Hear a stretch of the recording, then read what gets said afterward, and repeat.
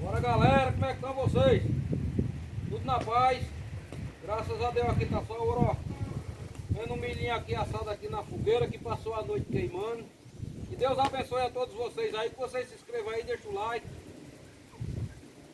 E tá aí ó, milhinho assado aqui na fogueira que passou a noite queimando. E continua queimando, né? E hoje com certeza ela ainda vai passar.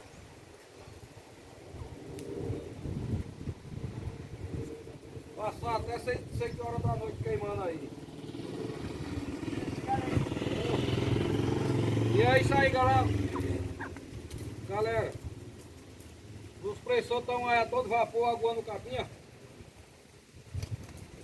Aí pra vocês aí um milhinho assado aí, ó. Foi quando você planta, quando você colhe, né? Tá aí a maravilha, ó.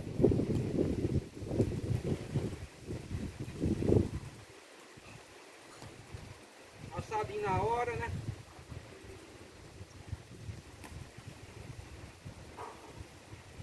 A carroça de Rodriguinho não tá, ó. A frente da casa. Ela aí.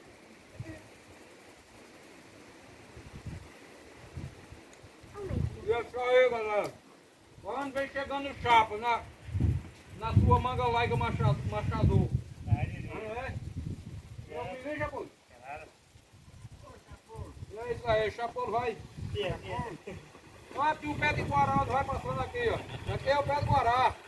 Ô, Chapão, seu pai disse que foi esperar o motor. Olha, Seu pai disse que foi esperar o motor. agora tudo no banhão. E é isso aí, galera. Aqui tá, o milho aqui tá estralando com fogo, hein?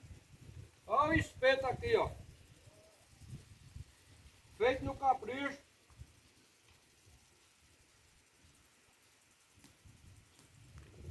E o milhinho tá aqui gostoso, não se amostra, bem docinho. Mais uma vez aí vocês se inscrevam aí. Deixa aquele like pra gente.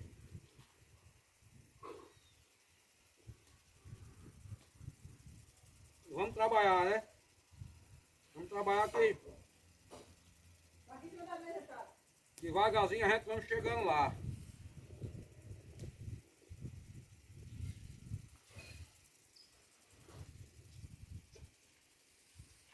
Olha o garnizé. Garnizé enxerido.